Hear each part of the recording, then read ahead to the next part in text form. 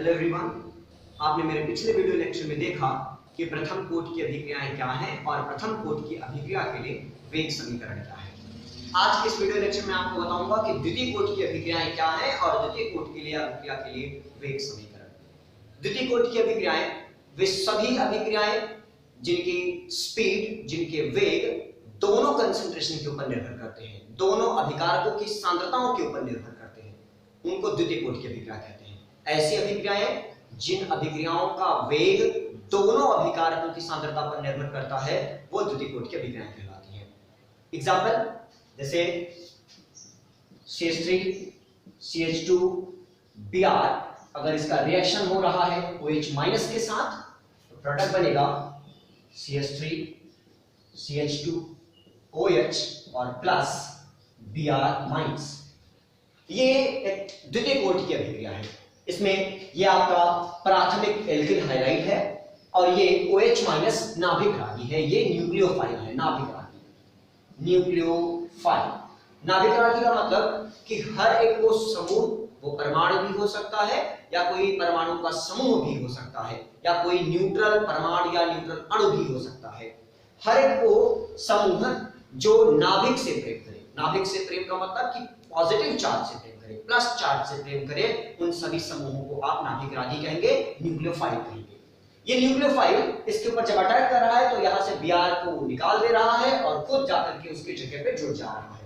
इस अभिक्रिया को कहते हैं SN2 रिएक्शन, SN2 अभिक्रिया, नाभिक रागी प्रतिस्थापन अभिक्रिया द्विअणु। ये न्यूक्लियोफिलिक सब्स्टिट्यूशन रिएक्शन बाइमॉलिक्यूलर है। यहाँ पे ये S बताता है सब्स्टिट्यूशन रिएक्शन को, सब्स्टिट्यूशन मतलब प्रतिस्थापन अभिक्रिया, ये N बताता है नाभिक रागी न्यूक्लियोफाइल को, और ये इसके ऊपर जो 2 लिखा है ये 2 बताता है कि ये द्वितीय कोटि की अभिक्रिया है।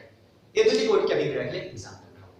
अब द्वितीय कोटि की अभिक्रिया के लिए वेग समीकरण क्या होगा। मान लेते हैं कि एक रिएक्शन हो रहा है, एक अभिक्रिया हो रही है जिसमें A और B दोनों अभिकारक हैं और वो अभिक्रिया करने के बाद C और D उत्पाद देते हैं। ये A और B दोनों अलग-अलग अभिकारक हैं और C और D दोनों अलग-अलग उत्पाद हैं। मान लेते हैं कि अभिकारक A की जो सांद्रता है वो A है, अभिकारक B की भी सांद्रता A है। तो जब अभिक्रिया शुरू नहीं हुई थी, जब A और B आपस में अभिक्रिया नहीं कर रहे थे, इसका मतलब कि T 0 था, समय बराबर 0 था, समय शुरू नहीं हुआ था, अभिक्रिया स्टार्ट नहीं हुई थी, तो उस समय उत्पाद शून्य बने रहते हैं। इनका जो सांद्रता रहता है वो बिल्कुल शून्य रहता है और यहाँ अभिकारक अपनी संपूर्ण सांद्रता में उपस्थित रहता है। तो जब A और B आपस में अभिक्रिया नहीं कर रहे होते हैं, जब T बराबर 0 होता है तो उत्पाद 0, B उत्पाद भी शून्य बना हुआ रहता है और ये अपनी संपूर्ण सांद्रता में उपलब्ध रहते हैं। मान लें कि अगर ये रिएक्शन हो रहा है जिसमें अभिकारक A की सांद्रता A और अभिकारक B की सांद्रता A है। मैं आपको द्वितीय कोटि की अभिक्रिया के लिए आपको नोट बता दूं कि ये एक ऐसा रिएक्शन है जिसमें दोनों अभिकारकों की सांद्रताएं एक जैसी हैं, दोनों की सांद्रता बिल्कुल सेम है। आप द्वितीय कोटि की अभिक्रिया के वेग समीकरण को भी देखेंगे जिसमें मैं आपको बताऊंगा कि दोनों अभिकारकों की जो सांद्रताएं हैं वो अलग-अलग भी हो सकती है। ऐसा नहीं कि ये दोनों एक ही हो। मैं मानूंगा अगले बार वाले लेक्चर में आपको दिखाऊंगा कि B की सांद्रता यहाँ पे B मानी जाएगी। तो मैं आपको द्वितीय कोटि की अभिक्रिया में वह पॉइंट बता रहा हूं जिस समय दोनों अभिकारकों की सांद्रताएं एक जैसी हो। इसमें अगर A एक संपूर्ण कंसंट्रेशन है, इसमें अगर मान लें कि T समय बाद अगर हम मान लें कि कुछ उत्पाद बना, मान लेते हैं कि C जो उत्पाद है वो X बना और D उत्पाद भी X बना। मान लेते हैं कि T समय बाद आपका जो C उत्पाद है वो भी X बन गया X सांद्रता में और D भी आपका जो बन गया वो X सांद्रता में। अगर मान ले दोनों की सांद्रताओं की जो उत्पाद है वो बिल्कुल सेम है, X है, तो उसके लिए तो जितना उत्पाद बनेगा उतना अभिकारक में कमी आएगी, क्योंकि उत्पाद ही आपके अभिकारक से निर्मित होते हैं। अभिकारक आपका सांद्रता में परिवर्तन होगा, अभिकारक की सांद्रता में कमी होगी तो उत्पाद की सांद्रता बढ़ेगी। इसका मतलब अभिकारक ही उत्पाद में कन्वर्ट हो रहा है। तो इस समय यहाँ अभिकारक A में X की कमी आ जाएगी, जो संपूर्ण यहाँ पे सांद्रता था उस सांद्रता में इसी X की कमी हो जाएगी, तो होगा A माइनस X। ऐसे B के लिए भी होगा क्योंकि यहाँ पे सांद्रता X बन रहा है तो यहाँ पे भी हो जाएगा A माइनस X। तो मिला आपको अंतिम सांद्रताएं मिली आपको अभिकारक A और अभिकारक B के लिए। a माइनस एक्स और a माइनस एक्स। अब वेग बराबर आपने देखा था कि वेग बराबर इंस्टेंट के लिए देखा था आपने, ताक्षणिक वेग के लिए देखा था, ये ताक्षणिक वेग था, ये इंस्टेंट वेग था। वेग बराबर आपने देखा था dp divided by dt, dp divided by dt, जहां पे d परिवर्तन को बताता था और ये बॉक्स सांद्रता को और p उत्पाद को बताता था, प्रोडक्ट को बताता था, और ये dt समय परिवर्तन को बताता था। तो वेग इंस्टेंट वेग ताक्षणिक वेग बराबर था dp बटा dt। इसमें रखते हैं तो सबसे पहले ये द्वितीय कोटि की अभिक्रिया है, तो द्वितीय कोटि की अभिक्रिया के लिए जो वेग होता है, जो द्वितीय कोटि की अभिक्रिया के लिए जो वेग है वो प्रोपोर्शनल होता है दोनों अभिकारकों की सांद्रता के ऊपर। मैंने आपको बताया कि द्वितीय कोटि की अभिक्रिया में अभिकारकों के दोनों सांद्रताओं के ऊपर निर्भर करता है अभिक्रिया की वेग। तो यहाँ पे वेग जो होगा वो प्रोपोर्शनल होगा a माइनस x गुणे a माइनस x। ये अभिकारक A की सांद्रता है और ये अभिकारक B की सांद्रता है, तो दोनों सांद्रताओं के ऊपर निर्भर करता है अभिक्रिया का वेग। अभिक्रिया का वेग समानुपाती होगा a माइनस x, अभिकारक A और अभिकारक B की सांद्रता के। उसके बाद अब आप वेग बराबर देखें हैं तो वेग बराबर फॉर्मूला है dp बटा dt, तो वेग की जगह लिखिए dp बटा dt, dp divided by dt, dp divided by dt is directly proportional to समानुपाती का निशान a माइनस x का स्क्वायर। जब आप a माइनस x का मल्टीप्लाई करेंगे तो हो जाएगा a माइनस x का स्क्वायर। तो आपको मिला dp डिवाइडेड बाय dt समानुपाती है a माइनस x स्क्वायर। अब आप क्या करेंगे, यहाँ पे समानुपाती का नियतांक जो है, यहाँ पे समानुपाती का जो निशान है dp divided by dt is equal to k एक नियतांक है, समानुपाती नियतांक है, और a माइनस x का स्क्वायर। अब इस इक्वेशन में जो p है, p फॉर प्रोडक्ट, तो आप देखिए प्रोडक्ट में x बना हुआ है, प्रोडक्ट में दोनों जगह x बना हुआ है, तो आप इस p की जगह x लिखेंगे तो हो जाएगा dx divided by dt is equal to k a minus x के power 2, a minus x square. अब आप a माइनस एक्स स्क्वायर को यहां लाएंगे और dt को वहां लेके जाएंगे तो हो जाएगा dx divided by a minus x square is equal to k dt। अब दोनों पक्षों का समाकलन करने पर देखिए, दोनों पक्षों का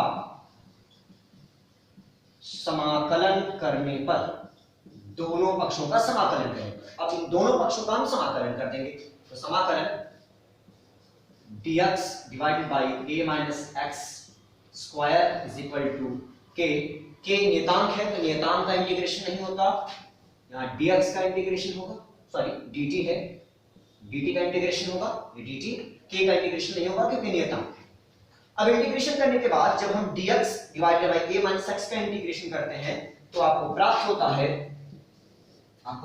है 1 by a minus x, 1 by a minus x, और यहां आपका जब इज इक्वल टू k का इंटीग्रेशन नहीं हुआ तो k, और यहां पे जब dt का इंटीग्रेशन होता है तो आपको मिलता है t, और प्लस जब भी इंटीग्रेशन होता है तो इंटीग्रेशन के रिस्पेक्ट में एक इंटीग्रेशन कांस्टेंट जोड़ा जाता है, समाकलन नियतांक जोड़ा जाता है। तो मान लेते हैं कि अल्फा जो है वो समाकलन नियतांक है, लिख देता हूं अल्फा बराबर समाकलन नियतांक, अल्फा जो है एक समाकलन नियतांक है।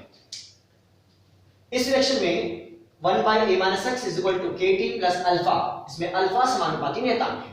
अब क्या करते हैं कि जब रिएक्शन स्टार्ट नहीं हुआ था, जब t इज इक्वल टू 0 था, जब t इज इक्वल टू 0 था तो समय आपका उत्पाद भी 0 था, इसका मतलब x बराबर भी 0 बना हुआ था, उत्पाद नहीं बने हुए थे। तो जब t समय 0 था, जब प्रारंभ अवस्था थी, बिल्कुल स्टार्टिंग स्टेट था, तो समय x इक्वल टू 0 था।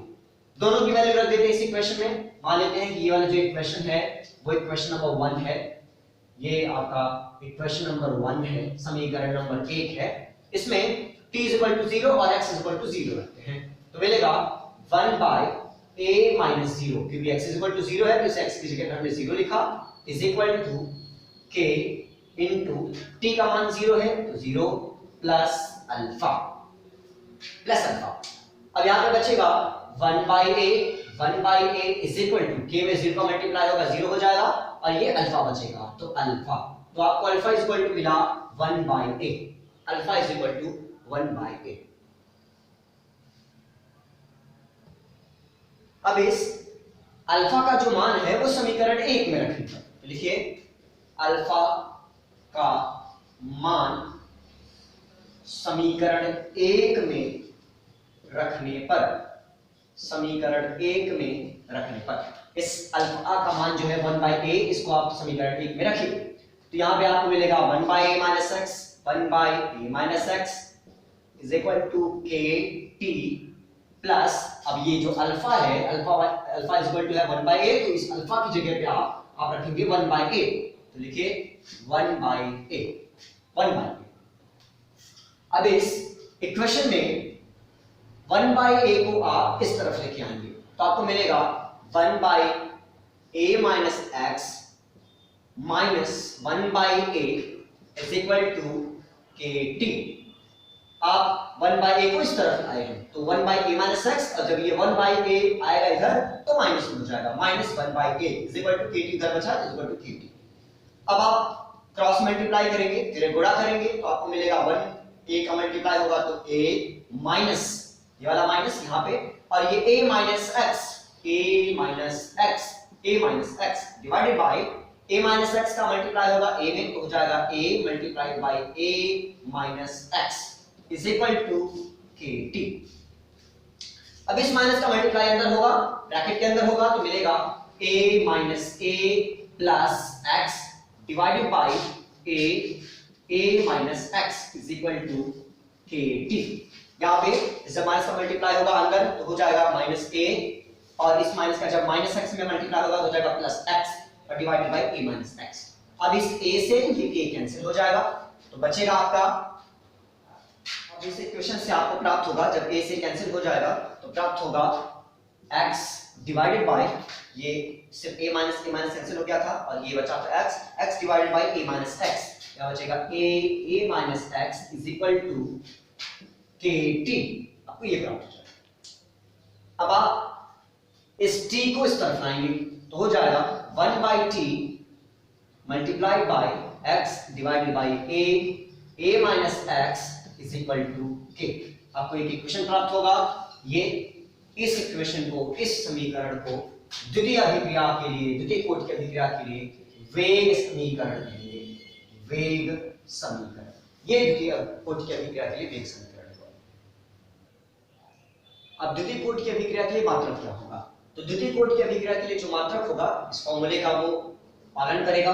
फॉर्मूला मैंने आपको पहले भी बता चुका हूं, ये मोल 1 - x litre x - 1 time inverse, ये फॉर्मूला है। इसमें आप रखेंगे मोल, जब द्वितीय कोटि की अभिक्रिया है, सेकंड ऑर्डर का जब रिएक्शन है, तो उसमें x जो होगा वो 2 होगा, क्योंकि वो द्वितीय कोटि की अभिक्रिया है। तो आप लिखेंगे मोल 1 - 2 लीटर 2 - 1 टाइम इनवर्स, प्राप्त होगा आपको मोल -1 mole inverse litre time inverse. आपको ये द्वितीय कोटि की अभिक्रिया के लिए मात्रक प्राप्त